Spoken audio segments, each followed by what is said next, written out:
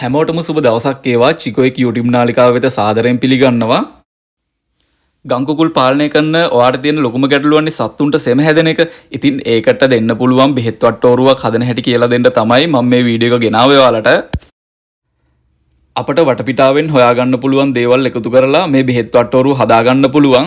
ඉතින් සත්තුන්ට සෙම හැදුනහම ලොකු ගාණක් දීලා කඩෙන් බෙහෙත් ගෙනත් දෙන්න අවශ්‍ය නැහැ. ඉතින් අපි මේ කියලා දෙන විදිහට ඔයාලා සත්ත්ව පාලනය කරොත් ඔයාලටත් පුළුවන් හොඳ සාර්ථක ව්‍යාපාරයක් දක්වා මේ ගංකුකුල් ව්‍යාපාරය ගොඩනගාගෙන යන්න.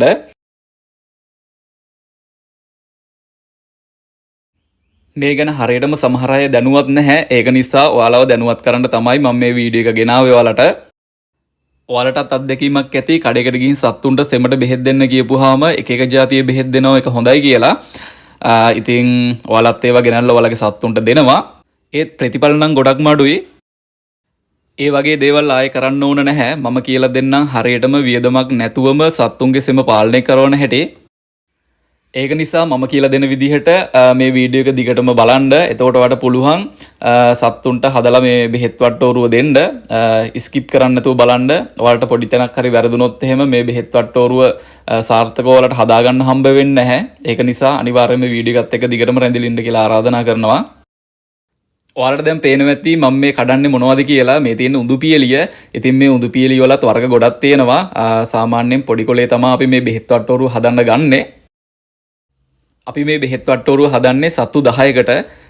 ඉතින් ඔයාලගේ ඉන්න සත්තු ප්‍රමාණය බලලා ඒකට හරියන විදිහට හදාගන්න. දැන් ඔයාලට පේනවා ඇති අපි සත්තු 10කට කොයි වගේ ප්‍රමාණයකින්ද කඩාගෙන තියෙන්නේ මේ උඳු පියලිය කියලා.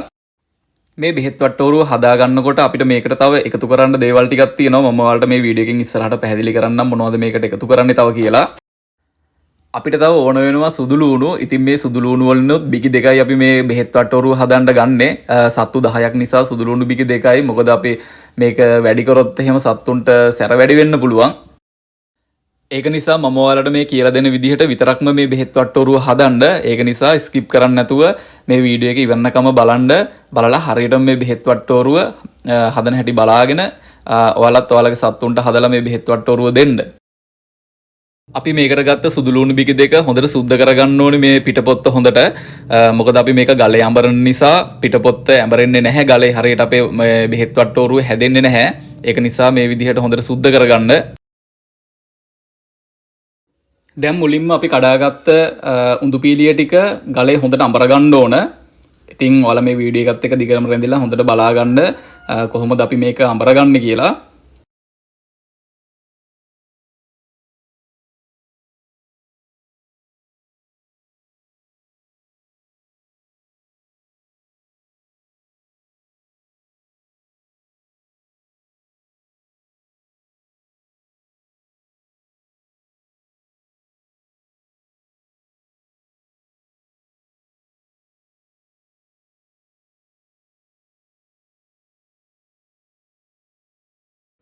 ඔන්න දැන් අපි උඳු පීලිය ටික හොඳට ගලේ අඹරගෙන ඉවරයි. ඔයාලට දැන් පේනවා ඇති අපි මොන වගේ ගානකටද මේක අඹරගත්තේ කියලා. අපි බලමු මේකට ඊළඟට දාන්නේ මොනවද කියලා. අපි මේකට ඊළඟට එකතු කරන්නේ සුදු ලූණු බිකි දෙක. ඉතින් මේ දෙකත් මේකට එකතු වෙන්න හොඳට කලවම් කරගන්න හොඳට අඹරන්න ඕනේ. තව දෙයක් ඔයාලට කියන්න ඕන. මේ අපි මේ වට්ටෝරුව හදලා දෙන්නේ සෙම හැදිලා ඉන්න සත්තුන්ට විතරක්ම නෙවෙයි. සෙම හැදෙන්න කලින් සත්තුන්ට මේක දුන්නා කියලා කිසිම ගැටලුවකුත් නැහැ. සතියකට දෙපාරක් විතර මේ වට්ටෝරුව හදලා දෙන්න පුළුවන් නම් එතකොට සත්තුන්ට කොහොමඩවත්ම සෙම එන්නේ නැති වෙයි. ඔන්න අපි මේකට සුදු ලූණු ටික එකතු කරන්න ඉවරයි. ඊළඟට අපි මේකට එකතු කරන්න ඕන ගම්මිරිස් ඇට. ඉතින් අපි මේ වට්ටෝරුව හදන්නේ සත්තු 10කට නිසා ඔයාලා ගම්මිරිස් ඇට දානකොට 5ක් හෝ 6ක් මේකට එකතු කරන්න. මොකද මේකේ සැර වැඩි වුණොත් එහෙම සත්තුන්ට අහිතකර වෙන්න පුළුවන්. ඒක නිසා මම මේ ඔයාලට කියලා දෙන විදිහට විතරක්ම මේ වට්ටෝරුව හදන්න. ඉතින් පුංචි ඉල්ලීමක් කරනවා. ඔයා තාමත් මගේ channel එක subscribe කරලා නැත්නම් දැම්මම එහා පැත්තේ තියෙන subscribe button එක click කරලා notification bell එකත් on එකේ තියාගන්න. එතකොට ඔයාලට පුළුවන් මම දාන මේ වගේ සත්ත්ව පාලන සම්බන්ධ වීඩියෝ ඔයාගේ ළඟටම ගෙන්න ගන්න. අපි මුලින්ම උඳු පීලිය ටික අඹරගත්තා. ඊට පස්සේ අපි ඒකට එකතු කරා සුදු ලූණු. ඉතින් ඊටත් පස්සේ අපි මේකට එකතු කරා ගම්මිරිස්. දැන් මේක මේ වට්ටෝරුව හදලා ඉවර නැහැ. තව මේකට එකතු කරන්න දේවල් ටිකක් තියෙනවා. ඉතින් වීඩියෝ එකත් එක දිගටම රැඳිලා ඉන්න. අන්තිම වෙනකම් වීඩියෝ එක බලන්න. බලලා හරියට මේ වට්ටෝරුව ඔයාලත් හදලා ඔයාලගේ සත්තුන්ට දෙන්න.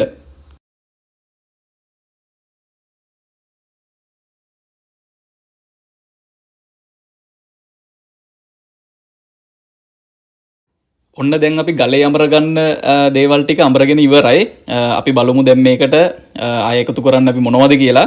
ඉතින් වීඩියෝ එකත් එක දිගටම රැඳිලා ඉන්න. හරියටම බලාගෙන මේක හදන්න.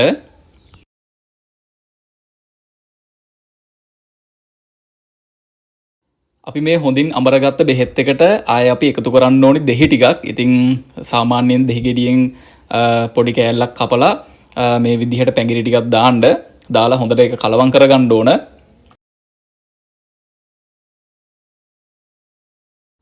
දැන් ඔයාලට පේනවා ඇති අපි මේක කොහොමද හරියට කලවම් කරගන්නේ කියලා. ඉතින් මේ අපි ඔයාලට පෙන්වන විදිහටම මේ වට්ටෝරුව හදන්න ඕන.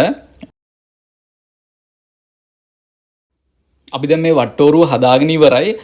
මම මේක දැන් සත්තුන්ට දෙන්නේ කොහොමද කියලා ඔයාලට පැහැදිලි කිරීමක් කරන්නම්. අපි මේ හදාගත්ත වට්ටෝරුව කොටස් තුනකට බෙදා ගන්න ඕන. මේක සාමාන්‍ය සත්තුන්ට උදේ වරුවට, හවස් වරුවට සහ පහවදා උදේ වරුවකට තමයි දෙන්න ඕන.